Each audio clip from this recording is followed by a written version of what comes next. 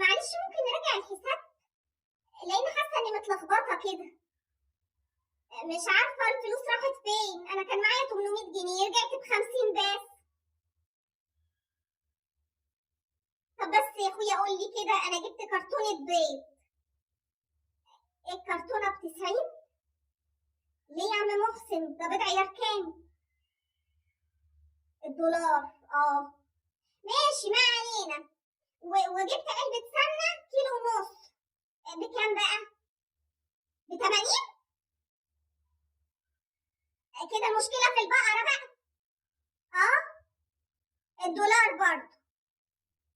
يلا مش مهم، اهي بتنفع، مش مهم. و2 كيلو بطاطس ب20.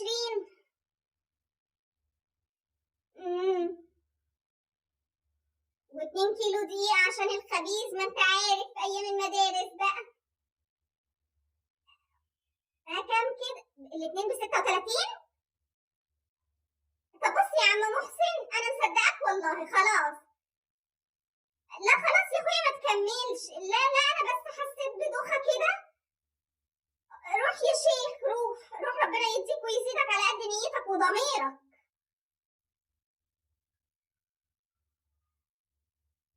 يخرب بيتك يا عبعال في سوق الخضار. مالك يا وليه بتندبي ليه؟ تعالي يا اختي شوفي الاسعار.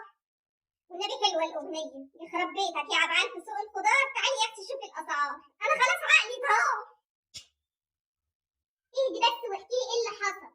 احكي بدل ما يطقلك عرق. انا رحت اجيب شويه حاجات، كان معايا 800 جنيه. رجعت يا اختي ب50. وكل ما اقول للراجل ده غالي ليه يقول لي اصل الدولار. انا مالي انا ومال الدولار؟ هي مش البضاعه دي كانت عنده من قبل الدولار؟ ما تنسوش بقى الفولون والسكريب واللايك وفشروا الفيديو في كل حته. اكيد، بس هما التجار كده بيستغلوا موضوع الدولار عشان يزودوا المنتجات ويكسبوا اكتر. امال تعملي ايه في اللي مخزن بضاعته ومش راضي يطلعها الا لما الدولار يغلى تاني؟